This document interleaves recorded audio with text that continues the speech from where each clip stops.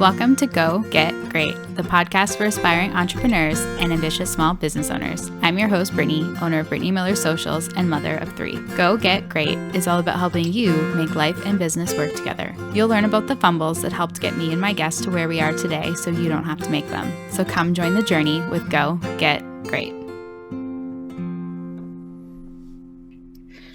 Little man is having a little bit of a fussy day today, so I thought it would be a good time to come on and do some podcast recording because I don't need any hands for that. So I thought today would be a fun episode to kind of talk about my delivery experience and what life has been like as a mom of 5, how I'm doing postpartum, all of those fun things that people like to ask questions about. So that's what we're going to do. But before we dive into kind of that, just a little bit of a heads up. If you've been listening to the Go Get Great podcast for a while, you may notice something new. So Lipson, my podcast host, has launched a monetization program for podcast creators. If you're listening to this on Spotify or Apple Podcasts, you may notice that you'll have some ads at the beginning and end of the episode, and potentially even in the middle. It's just a couple. It helps me cover my costs in terms of my time to create these podcast episodes that I love so much. So I appreciate that you listen to them or don't stop listening to the Go Get Great podcast, at least because I have now added these to try and help generate a little bit more income to support our family. So all right, let's dive in. So Orion is almost 6 weeks old now. Crazy. Time flies, literally flies all the time. It's been a pretty good 6 weeks. I have to say, if you're watching this on YouTube, he's in the video today. He's loving the cuddles lately, which is great. And I'm regretting that the baby wraps are packed in the storage unit. I probably should have had the forethought to keep those out so that I could use them. Truthfully, I was never much of a baby wearer before. I tried it a little bit with Talia, both like the, holsters, I'll call it, and then also like the wrap. So like the giant scarf that you like tie baby into. I like that one a little bit better. I found that the like holders hurt my lower back quite a lot. And the wrap was better, but it's also kind of challenging to get the baby into and out of it.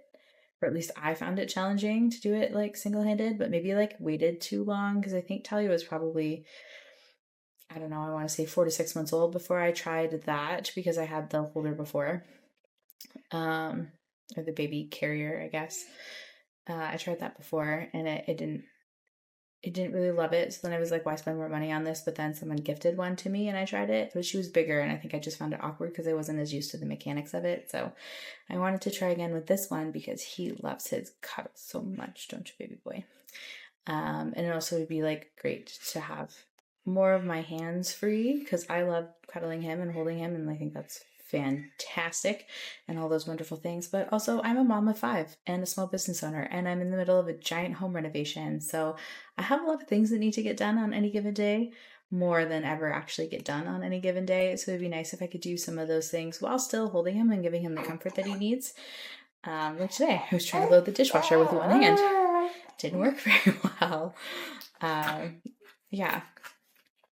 So before I dive into kind of what postpartum life has been like aside from this, I should back up to the delivery experience. So Orion was due on September 17th. It's so bad. We have so many birthdays. And Talia's birthday is the 24th of September. So they were like pretty close together. And I was like, I kind of hope he comes early.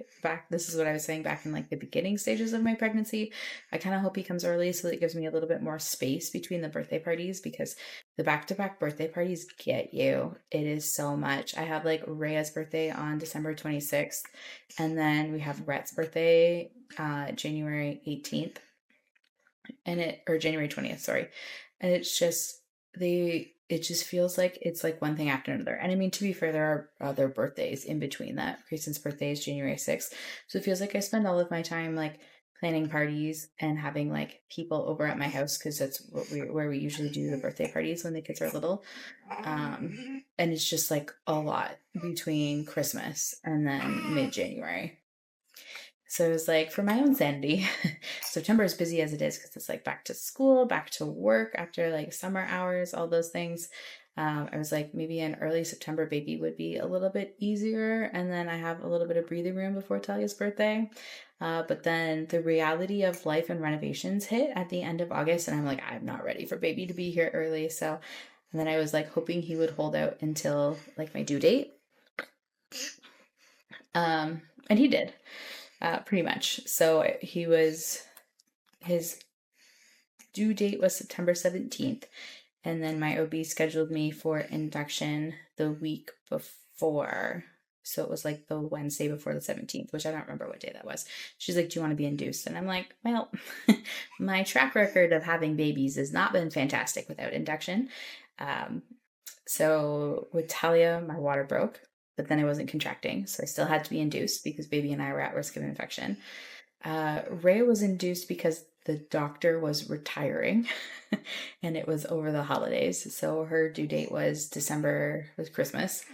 And they scheduled me they called me on Christmas Day, actually, which is weird. I didn't think they were working. And they're like, do you want to come in for induction tomorrow? I'm like, I guess, here we go. Or sorry, they called me on Boxing Day because her birthday's the 27th. And they're like, you're over your due date. You should probably be induced. And I'm like, okay. But it was just because the doctor was retiring at the end of the year and he wanted to like start his retirement early. I'm like, whatever. Okay, I'm over my due date. So why not? So that was Rhea. And then Rhett, I was induced for because my doctor was on vacation and they didn't want to overwhelm the people subbing for her. So I got scheduled for an induction with that one. And he was scheduled on his due date. So he was due January 20th and also born January 20th. And then same thing with Luca, scheduled for induction with him too. So I was scheduled for induction with him. And then I called the morning, because you always call the morning of, just to confirm that they didn't have a huge influx of women come in overnight that went into labor naturally or had complications with their pregnancy, etc. So I called that morning and they're like, nope, we're busy. That happened. They had a whole bunch of women come in overnight. So they're like, we don't really have room for you right now. Try calling us again in the afternoon and then we'll see what happens. Like an hour and a half after I got off the phone. I didn't even know if it was that long because they make you get up super early in the morning. It was like, I think you have to get up and call it like 5 or 6. I should know this because I just did this a month ago, but I don't remember. I want to say 6 a.m. So I get up, I call 6 a.m. They're like, no, don't come in. And then I'm like, okay. So then I went back upstairs and I tried to go back to sleep, but I couldn't sleep. So then I ended up getting up and making breakfast and my water broke while I was making breakfast. I'm like, okay. So I called them back. I'm like, so I know you said this afternoon, but my water broke. And they're like, okay, come on in. So I did. I ate breakfast, had a shower, finished getting packed, etc. I got Grayson up, all those things, said bye to the kids, got my mother-in-law over at the house. So it took a bit. It was probably an hour and a half, 2 hours after my water broke. And then we got to the hospital and they're like, so you're not contracting, so we're going to need to induce you. I'm like, not surprised. So with Orion this time, she's like, do you want to be scheduled for induction? I'm like, well, probably because I may still be pregnant in a month or more if we do not do this. So that's fine. I don't mind doing it. I find the inductions very easy. They're good for my want to control it personality because I know exactly when it's happening. So we got up the morning of the 16th. So they scheduled me for induction the day before because I guess that was a better day for the doctor. I'm like, okay, one day early, no big deal. So I get up, call, they have me come in, and it's, pretty standard. We just pack our hospital bags, show up at the hospital, we check into the hospital, they get us into the hospital room. Like, they have this down to a science. They do this a lot. I feel like a lot of women are induced because either there's concerns and complications for baby. So that was part of the reason that I was induced for Rhett too, aside from the fact that the doctor was going on vacation. They were very concerned that he was a small baby. I went for so many ultrasounds with Rhett. It was crazy. I feel like they had me go at least once a month in my 3rd trimester, which is unusual because your last ultrasound is usually your halfway point. But I went for a lot of extras with him because they're like, you're not really measuring where you're supposed to be. So, I mean, a rough estimate, because I'm not a doctor, is that you should gain about an inch a week, especially in the later parts of the pregnancy. And I was measuring like 3 weeks smaller with Rhett than I should have been. So they kept having me go for ultrasounds, make sure everything was okay. And it was fine. He was. Just the way my body is shaped, I tend to carry more inside than outside. So I measure funny. So for baby number 4 and baby number 5, she wasn't concerned about that. She's like, yep, you're still measuring small, but I'm sure it'll be fine, just like it was last time. And I'm like, okay, no big deal. So they, so we get checked in, we're in our room, we're trying to get settled. Having done this before, I know that there are some things that make the process easier. So like I like to wear my own clothes for as long as you can, which is about 45 minutes from the point that you make it into your room until they're like, all right, and we need to get you into a gown now so that we can start your induction meds. So they do all your paperwork, check your temperature, make sure you're healthy, all of those great things, confirm that it is in fact you. They check your ID, all those wonderful things, ask if you have any questions about the process, all of that. So there's a little bit of like intake that happens when you first get there. So that usually takes like the first half an hour, 45 minutes. And then they get the go ahead from the doctor to start the induction meds. So that's typically when you get changed into your hospital gown. And from then on, you're basically strapped to the bed, more or less. So you've got your like IVs, and then you've got the actual oxytocin, which is the induction medication that they give you. And then because you're being induced, they need to monitor baby's heart rate, and you too, actually. But I mean, taking blood pressure every couple hours isn't a big deal as a parent. But they have to monitor baby's heartbeat with the induction meds just to make sure that everything's okay. So those are like little circles that they put on your stomach, and they literally hold down with like straps. So you're not physically strapped to the bed, but the straps that hold the circles on that monitor the heartbeat, like move like no tomorrow if you're moving around. So you basically have to stay completely still so that they can do this, which, you know, is frustrating. They'll let you get up and go pee and all those wonderful things, but more or less once you're there, you're not going anywhere. So that's kind of the big difference between induction and natural births, where, you know, you'll hear women are like, oh, they're in the tub and they're walking around and they're, you know, trying to induce contractions and all those things. I honestly don't know that I would be able to really tell you what a contraction feels like. It's like, obviously I've had them, but usually I have epidurals too. Although, to be fair, some of my epidurals don't take. So like I know what they feel like once we're into the laboring process. But like everyone's like, oh, have you had any Braxton Hicks contractions? And I'm like, no, I guess not. Nothing's felt painful. So they'll let you get up and go pee and all of those wonderful things. And then they're basically just kind of monitoring your pain level to see how you're doing for your contractions. And then as they start to notice that the contractions get more intense, then they'll start to check to see how your cervix is dilated. But none of that starts happening for a little bit after you have the IV meds and after they break your water. So your OB has to come in, or the doctor on duty has to come in to break your water. So typically that happens usually within an hour, hour and a half of them starting you on the oxytocin. So you're kind of just like waiting around for things to like happen during this process. And I would say that if you're there at let's say 6 a.m., kind of like we were. So we had to be at the hospital for 6. So they must have you call at 5 then. So they have you at the hospital for 6. Like I said, you got about a half an hour where they do your stuff, and then they start you on the meds. And then usually within an hour of getting on the meds, they'll come in and break your water. So you've got about an hour and a half. So by now we're at like 7:38-ish in the morning, depending on how quickly they're moving you through this process. And then you're waiting for things to kick in. So you wait. And then, so if that's around 8 a.m., my kids are usually born sometime in the early afternoon, usually between like 2 and 4, let's say. So 8, 9, 10, 11, 12, 1, 2, let's say 3, just to even it out. So usually about 7 hours between when they really like get started with the oxytocin and then the baby arrives. And I mean, this is different for every person, but that's typically been my experience with the oxytocin, because every half an hour they'll increase your oxytocin rate a little bit. So they're like trying to mimic natural labor with it, so they don't it's not like a 0 to 60 kind of thing.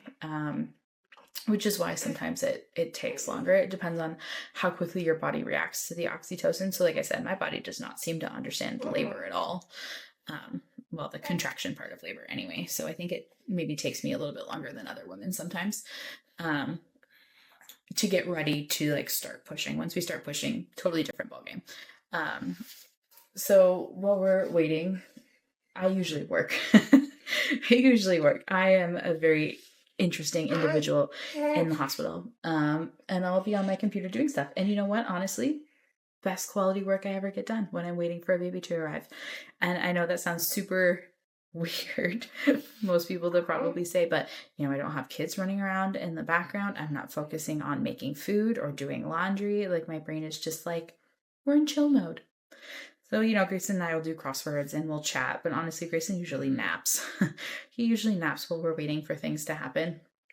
So I'll work. Sometimes I'll read. I prep books sometimes. Sometimes we'll play games in the hospital, but usually I just like, okay, I'll get some work done. It helps me feel more prepared for baby to be there, because the more work I get done before the baby arrives, the more time I can take off as a maternity leave once the baby's here. So I put her around. This time I was optimizing blog posts. I think I might have scheduled a couple emails too. I don't usually do client work. Usually all that stuff is sorted out long before we get to the hospital. But I just put her around with small things in my business, kind of whatever I feel like doing. It's more like fun stuff. So the doctors come in and they'll see me on my computer and they'll be like, what are you doing? I'll be like, working. They kind of give me like the side eye, like, really? Are you really? It was funny this time too, because it's only been 1.5 years since I was there with Luca last, but that's not a huge amount of time. But one of the nurses walks in and she's like, I remember you. I was like, oh, it's like, I hope that's not a bad thing. And she's like, you were working the last time you were here too. I was like, yep, that would be me. Apparently I have a reputation. Other women must not do that very much in the hospital. But yeah, so I just kind of work and then the contractions start to get a little bit more intense and usually I'll end up getting an epidural, because if I don't end up getting an epidural, I will labor forever. The contractions don't usually get, it's not that they don't necessarily get more intense, because the oxytocin literally forces your body to have contractions. That's like the purpose of it. So they do get more intense, but then I don't seem to dilate. So the contractions, the epidural helps my body relax. And then that's when I start to dilate better. So usually within, I'm going to say less than 2 hours of getting an epidural, the baby's here. So it really is the epidural. That's a proven track record. This has worked with all of mine. So with Talia, I think I did a blog post about this. I'll see if I can find it, if it's published on my website now that I switched website providers, and link it. I was trying to do a natural labor and it was like a long time on the oxytocin and I still wasn't really doing anything and it was getting really painful. So I ended up having an epidural, and within like 2 hours of the epidural, I had Talia. Rhea had my epidural sooner. Same thing. And then Rhett, I think they gave me the epidural like right away because the anesthesiologist was going to be tied up in surgery for the rest of the day. And they're like, if you don't have it now, you will be forced to have a natural labor or a natural birth, because we won't be able to get the anesthesiologist here. So they gave it to me right away. Luca and Orion, I waited a little bit longer for, and then I still got it. And like I said, I don't always have the best track record with my epidurals. It's not that they don't work. I don't have any complications with them. They work to some extent, but I find that my body just doesn't take epidural meds well on my right side. And they'll come in and they'll give me boosters and they'll check it. And it's not the anesthesiologist's fault, because sometimes it's about placement. So sometimes they have to come back in and adjust, but my body just doesn't always freeze on that side, I guess you would say, which is good and bad. It's bad while you're waiting the 2 hours between epidural and your full dilation to get ready to push, because it's painful. But at the same time, it makes pushing easier because you can feel them. So like if you haven't had a baby, when you go to push, you're supposed to push with your contractions, because that's when your body is naturally like kind of pushing the baby down the birth canal. So it makes it easier for you to to do the hard part of the actual pushing the baby out, but it also helps prevent like tearing and things like that. So if you can feel when the contractions are coming, then you have an easier delivery experience and a better recovery experience.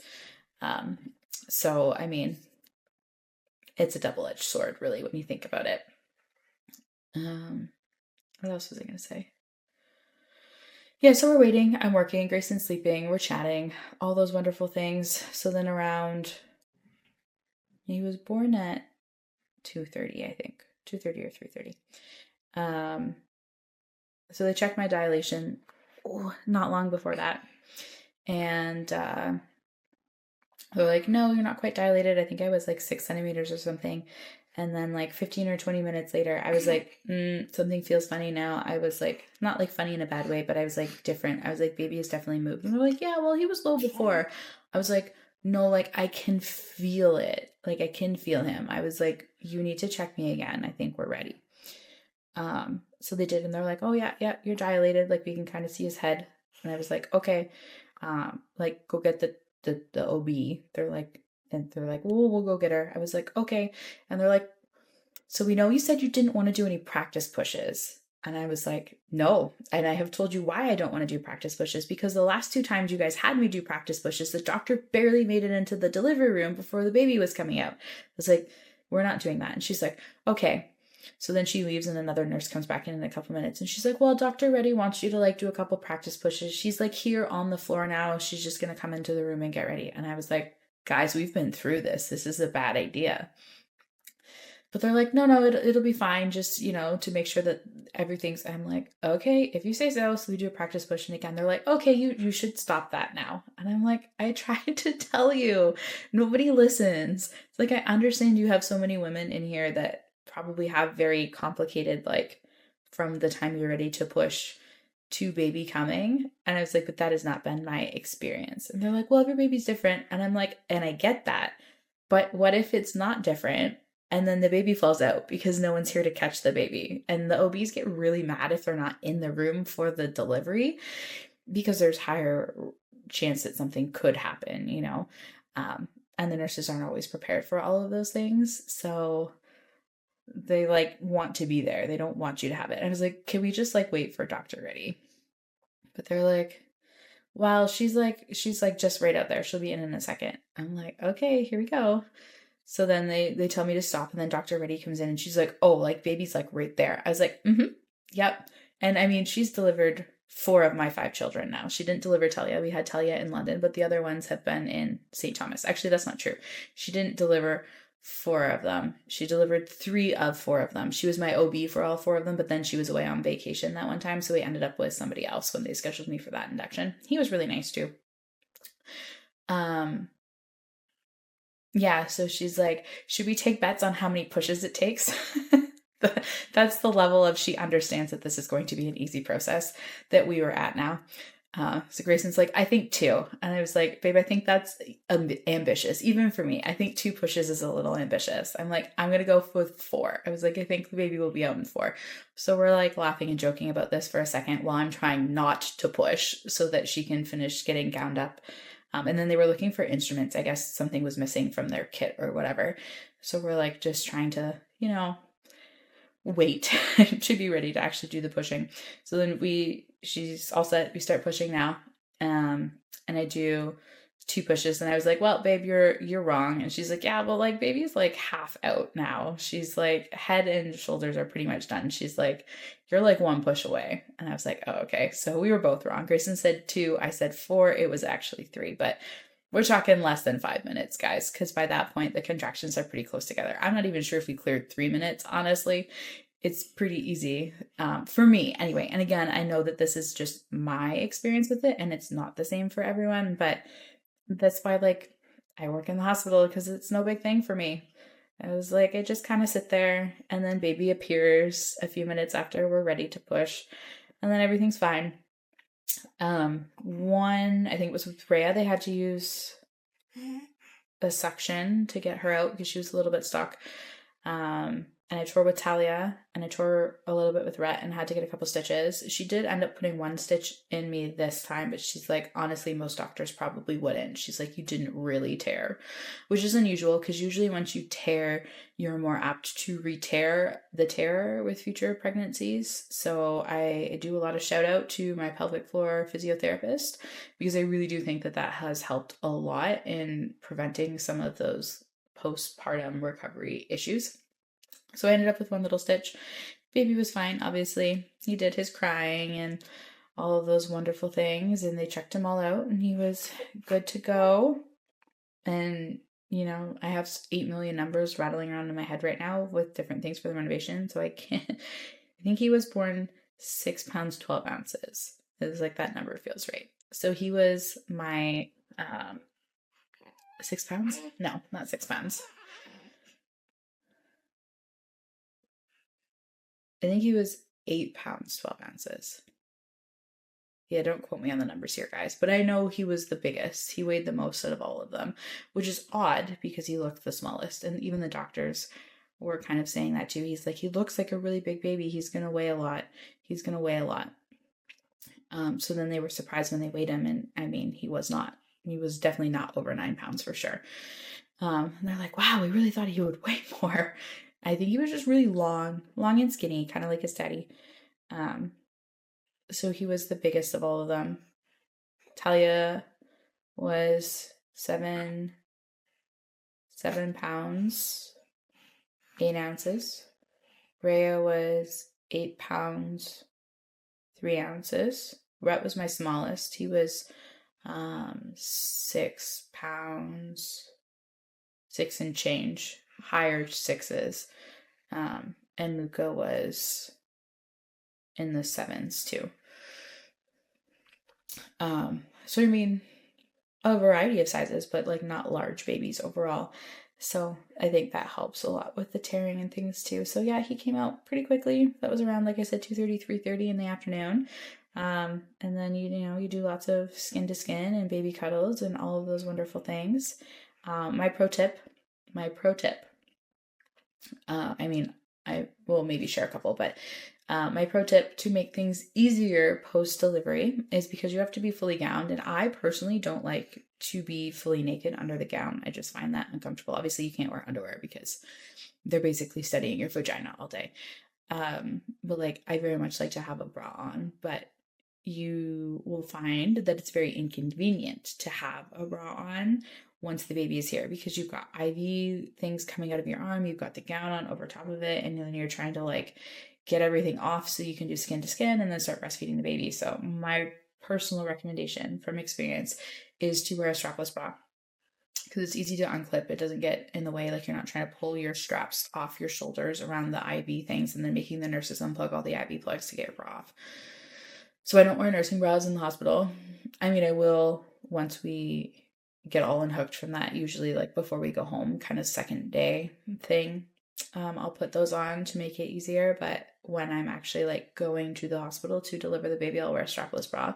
So it's easy to take off once the baby's here so you can start breastfeeding. So we're just getting all situated to do that. I mean, he did not bad breastfeeding. He definitely didn't hurt me as much as the other kiddos did while we were still in the hospital, and ended up hurting later because I've just had bad breastfeeding experiences with most of my kids. Very painful. Not healed properly from my first time, which caused a lot of damage. So we were just kind of doing that, hanging out in the hospital.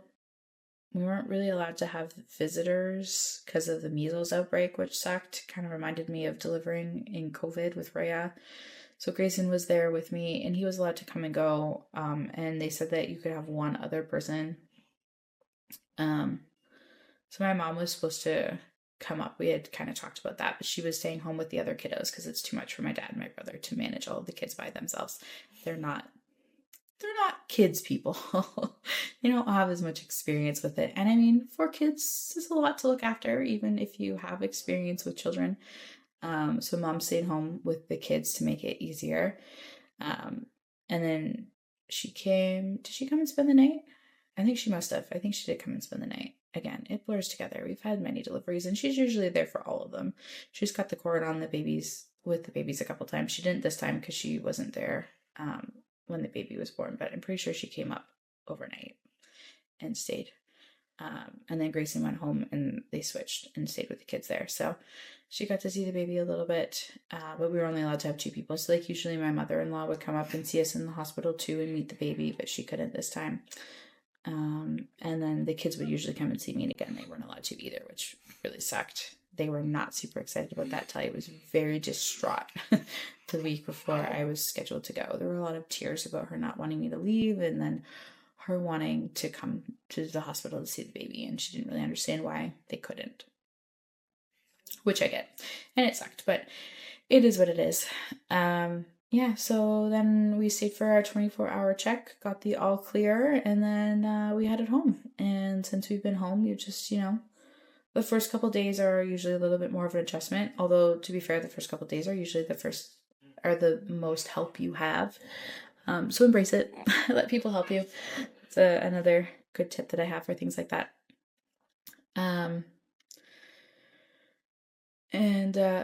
There's a fly flying around. I can see it on the camera. I was like, what was that?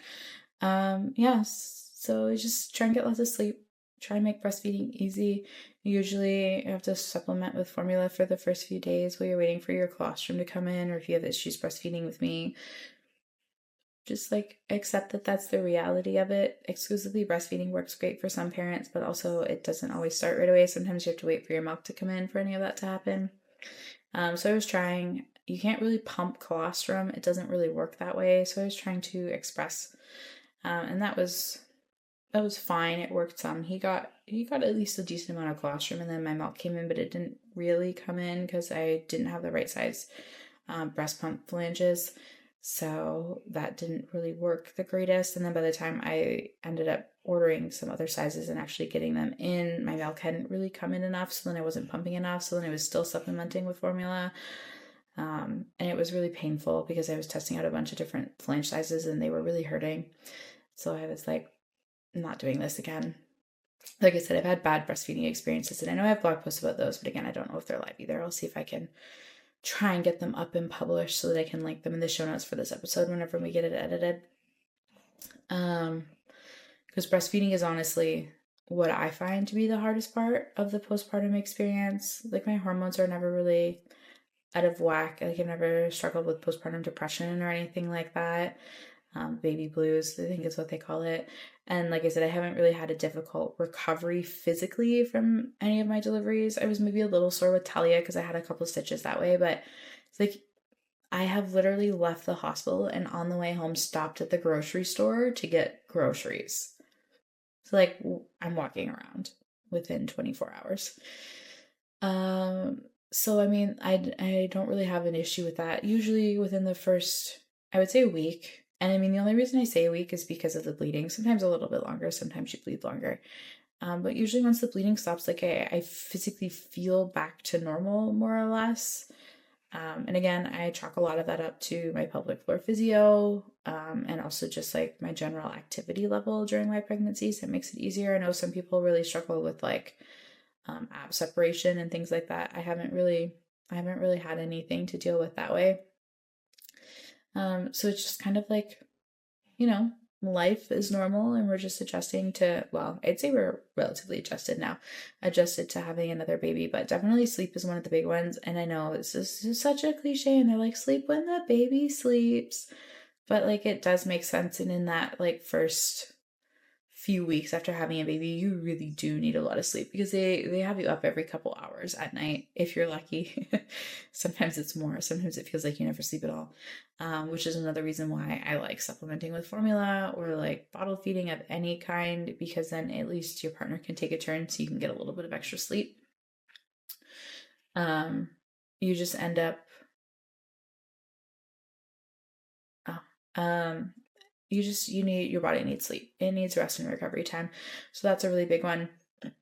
Have friends and family help with the cooking and the chores if you can, so that you can rest and enjoy the baby snuggles and all of those things. But yeah, I would say probably within a week or two, we were like pretty much back to feeling normal and a little bit more in the groove of things. He's been a really good baby.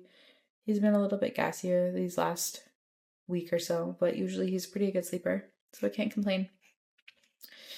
which is why if you follow me on social media, you've seen that I've been at the house doing renovations and we've been out shopping for stuff and, still doing things with the kids. And I mean, he's fit very seamlessly into the family because he's made it very easy being an easy baby.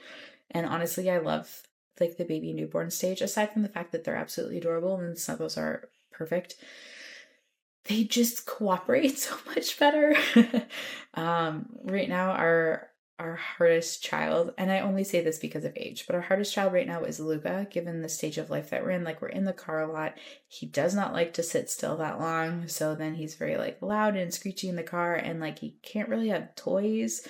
There's not really a lot that we can give him to entertain him in the car. So that makes car rides really frustrating, which is not great because we're making the drive with him 3 days a week now that he's in daycare part-time. Those are very, very long car rides sometimes, very loud, long car rides. And then here he's just like a walking tornado. He gets into literally everything. He's tall enough that he can reach on counters now. He climbs on the chairs at the kitchen table.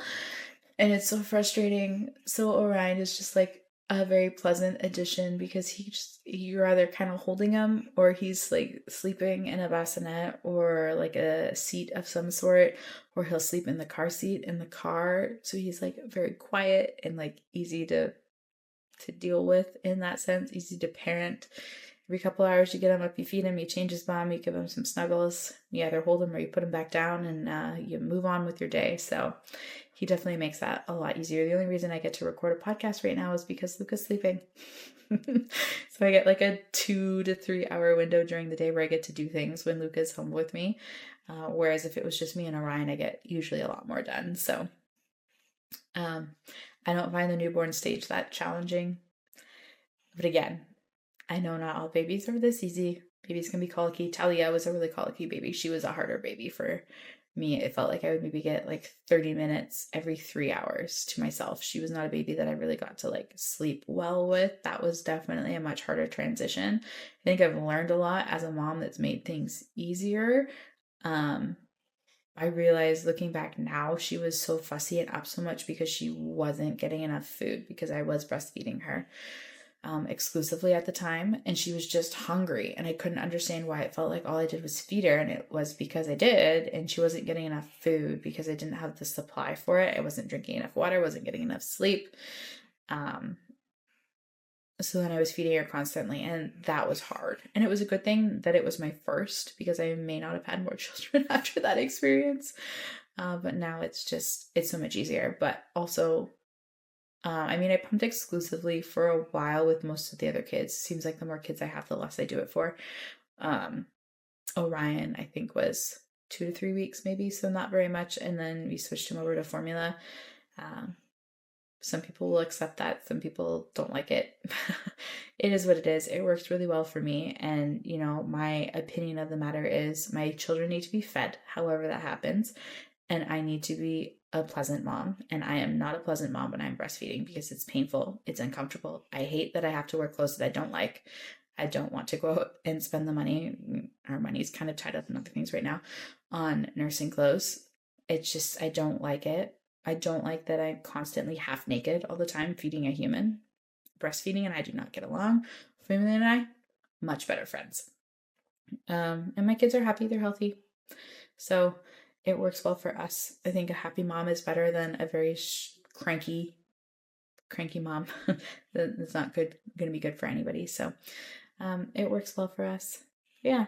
So I wanted to share a couple other tips so it's not just like a really long episode of me rambling about what my postpartum experience has been like, because it really has been pretty easy and there's not really a lot to talk about. So strapless bra in the hospital, definitely really big one. Don't overpack.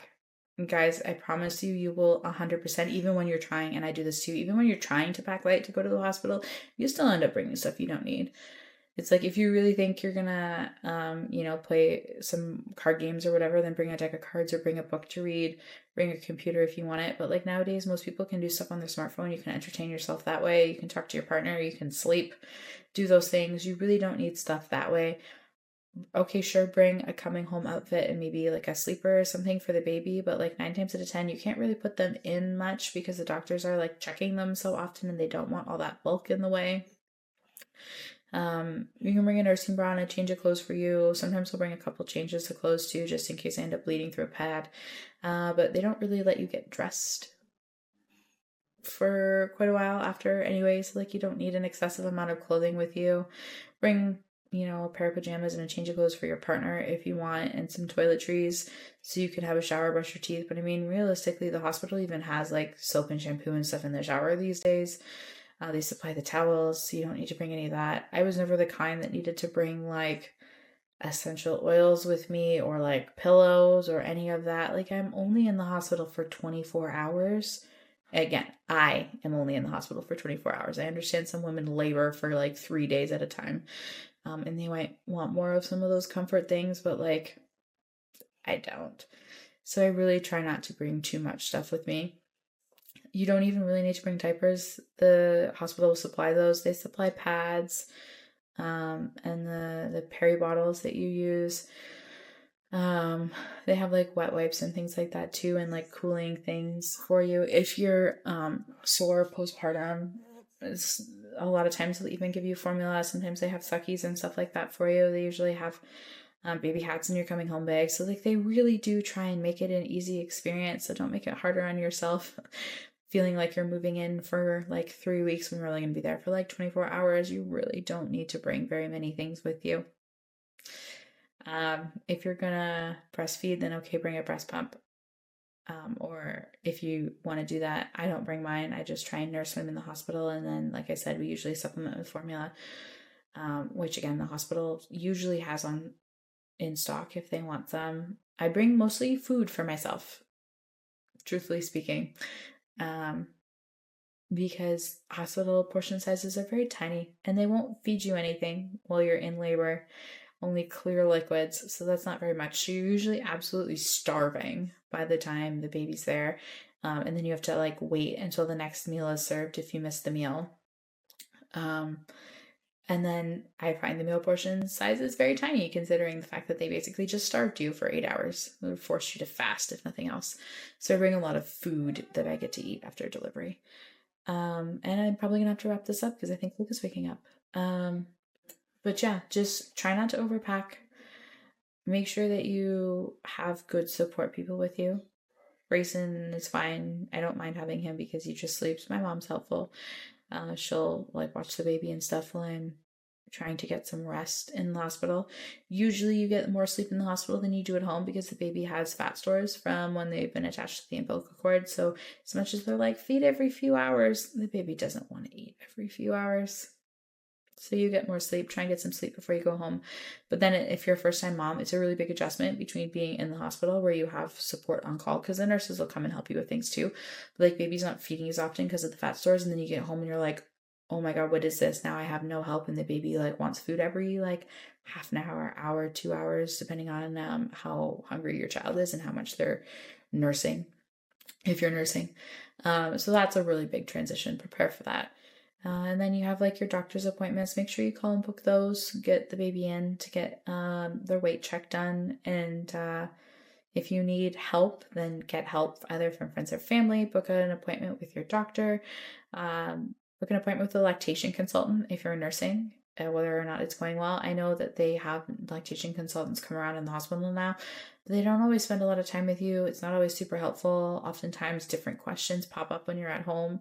So having lactation support either through like the Southwestern Public Health, if you're local like me, like your local health unit will sometimes have lactation consultants you can talk to, but you can actually book private lactation consultants. I recommend that. Lori from Birthwise Wellness has seen most of my kids. She's fabulous. She works out of London, but she'll travel remotely to meet you if you're in the area as well, and she'll come and do an in-home visit to help you with flange fitting, which is a really big one. If you're pumping, you want to make sure you have the right size pump so that A, it doesn't hurt like it did me this time, and B, also to maximize your milk production. Another pro tip if you're nursing, get a really, really good breast pump. Like spend the money on it, invest in it. You're going to use that thing like multiple times a day. You want it to work really well. I really like the Spectrum double pumps. They're pretty good. Well, they're really good actually. And like it would tell you, I just had one of like the El Cheapo ones from Walmart, and I would pump for like 45 minutes to an hour. and sometimes I would still feel engorged. It would be sore. It would hurt. The spectrum, 10 to 15 minutes tops, and I was done. So it made it a lot easier. Made it a lot easier to pump when I wasn't spending so much time sitting down attached to a breast pump. I probably should have, I kind of wanted to, but again, my milk supply didn't come in very well. Try some of the like portable ones, the like little cups that you just stuff in your bra and you can use on the go. I think that would have been really helpful, and I probably would have invested in some of those if I continued to pump with Orion, but it didn't. So just don't make it out to be a bigger thing than it is. Like, the transition between motherhood is huge, don't get me wrong, but like you can't give everything up for that. You need to still, see your friends and sleep and shower and like do the things that make you feel like you. For me, one of those things is getting dressed every day. Every day, without fail, I get dressed and I put makeup on. Okay. 80% of the time I put makeup on, but I get dressed every day because that makes me feel like myself. And that helps make the transition a little bit easier, because a lot of times, especially if you're a new mom, your identity is 100% changed and you really lose touch with who you were. And that like one simple thing of just like putting clothes on and doing my makeup helps me feel like me. And it makes it an easier transition. I still work. It was like I took probably 3 weeks, maybe a little bit longer, of like not really doing discovery calls or like calls with my clients, but I was still working. I was still puttering away on blog posts and things like that. Just like little things that I liked doing. So still continue to do the things that make you feel like you. If you're running a business, maybe it's doing some things on the back end, content creation or whatever. I build courses sometimes in that postpartum phase. Because like I said, it's really easy to record video content because you can still hold the baby. You don't need hands for that. It's a lot harder to like write a blog post. It's like typing is really slow with one hand. See your friends, see your family, all those wonderful things. We're still doing a home reno in the middle of having a baby. It's just like not a big deal if you don't make it a big deal. It's like, yeah, sure, be excited. I love that he's here and I'm very excited about it, but I'm not letting it impact me in the way that it did with my first two. Like, I felt like I was definitely nap trapped a lot more then. And it really impacted things. Like, I found it hard to do, like I said, with Talia was a harder child. I found it really hard to do basic things like sleeping and showering, because I was also so concerned. I'd be like, oh my God, I can't put him down, or I can't put her down, and like I don't want to be out of the room or whatever. I didn't trust anyone else to like watch her the way that I could. And again, easier for me now that I'm not breastfeeding because other people can feed Orion. So like he stayed with my mom Monday and Wednesday when we were down at the house this week, because we don't have heat and it's cold. It's too cold for him to be there. Also kind of a little dusty for little lungs. And I didn't want him to be outside. So, he stays with my mom. She feeds him. She cuddles him. It's all good. He's fine. It's like I wouldn't have been able to do that with my other kids, like Talia and Rhea and things like that at this stage, like at the 6-week mark, because I was nursing and I just physically couldn't be away from them that long. So, little things like that. But I mean, even if you are nursing, and just, be open to like having a family member give them some formula if you need to take an afternoon to like sleep or go get your hair done or run errands or like whatever those other things are. Know that a baby is a baby and they just need food and cuddles and a bum change. It's really not that complicated. It really isn't. I don't know why with Talia I was like, no one can look after my child as well as I can. It's like, even struggle to let Grayson do stuff with her sometimes, and I felt like it was just like it was a control thing. But yeah, let people help you, and it will make it a lot easier. So yeah, so those are some of my tips for making the transition easier. Pelvic floor physio is a really big one too. I need to book an appointment now that I'm far enough postpartum that I can do that, to get started on just some recovery that way too. Because the sooner you feel like you, the easier it is to be a mom and wear other hats as well. So do those things for yourself too. So thank you for listening to this episode. I hope you found it entertaining, if not helpful. And we will hopefully be back next week, the week after, maybe, we'll see, with an episode of the Go Get Great podcast, and we'll have some more business-focused content coming up. I'm thinking of recording an episode, sharing some updates about the home reno, because we get a lot of questions about that, and I haven't been creating social media content as much as I would like, because it's time-consuming and I don't have time. Then I have a couple more business-focused episodes that I want to do, talking about why it's taking you too long to create content, and like why engagement is important and all those wonderful things. So stay tuned for some of that. We'll get it out as soon as we can, but even though he's a good baby, life's still really busy right now. So we'll see you later. Thank you so much for tuning in to Go Get Great. I hope you found some useful tips and tricks that can help you make life and business work together.